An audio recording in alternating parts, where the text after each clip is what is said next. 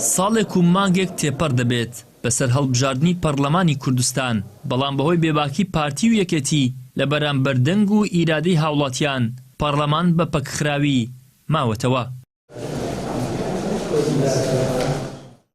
نەبوونی پەرلەمان وەکو باڵاترین دامەزراوەی یاسادانەر لێکەوتەی خراپی بە دوای خۆی داهێناوە.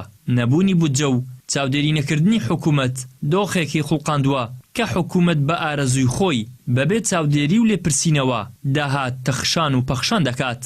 ڕقابەی دەوڵەت نییە، ڕقابەی حکوومەت نییە، کارێکی گرنگی دیکە نەبوونی بودجەیە. ئەو پارەی کە دێ لە داهات لە خەرجی ینی دیار نییە چەند سەرفی دەکەن. ڕقابەتی تون نییە. ئەگە بێت و پەرلەمان بە کارەکانی خۆی هەڵسێ کە ئێستا بەداخەوە پەکخراوە پەخستنەکەشی بۆلانی دەسەڵات دەگەڕینەوە کە تا ئێستا نەیانتوانیوە حکوومەت لە دوای ئەوەی کە دادگای فیدراڵی پەرلەمان و دامەزراوەکانی دیکەی هەڵوەشاندەوە تا ئێستا ئەوە زیاد لە ساڵێکە هەڵبژاردنی پەرلەمانی کوردستان ئەنجام درراوە بۆیان تەشکیل نەکراوە کە بتوانن حکوومەت پێک بن و پەرلەمانیش کارە بکەنەوە.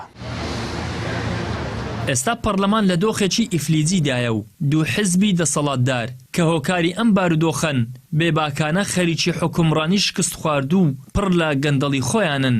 بە یەک ساڵ نەیانتوانیوە حکوومەت پێک بهێنن، نەڕێک کەوتون و نەبێ بە یەکتریش دەتواندرێت حکوومەت پێک بهێنن. پەرلەمانی فلیجە سەرۆکایەتی نییە. پەرلەمان تەنها ناوێکە، ئیتر هیچ چاودێریشی بەسەردام دەستگاکانی حکوومەت نییە. حکوومەت کار بەڕێکەرە.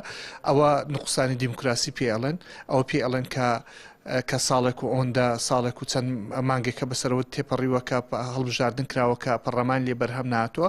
ئەو دوو حزبە ناتوانن بێکەوە بن و ناشتوانن بەیەک بن. یعنی هۆرد و دیوی هەیە ئەوە کە پێڵێن ئەوانە کە خەمی دیموکراسی و خەمی ئەویان نییە کە حکومڕانی لە هەرێمی کوردستان حکومڕانیەشە ڕەشید بێ دانەوێ بەڕاستی دام دەستگاکانی خۆیان لەسەرەوەی چاودێری بن. 20 ساڵی ڕابردوو هەڵبژاردننی پەرلەمانی کوردستان ئەنجام درا. ئەو کاتە تاکو ئێستا تەنها کۆبوونەوەی وەرگرتنی موچە و بەستنی ئیمتیازاتەکانی پەرلەمانتاران ئەنجام دراوە. هەر ئەو کات کۆمەڵی دادگەری ڕایگەیاند کە ئەم پەرلەمانە بە هەڵبژاردنێکی پێشوەخت دیزاین کراودانراوە بۆیە سەر پێ ناکەوێ. دوای ساڵێک و مانگێکیش هەر بەو شێوەیە دەرچوو کە کۆمەڵی دادگەری پێی وابوو پێشوەخت دیزاین کراوە و سەر پێ ناکەوێ. ئیدریس محەممەد، کەناڵی ئاسمانی پەیام، هەولێر.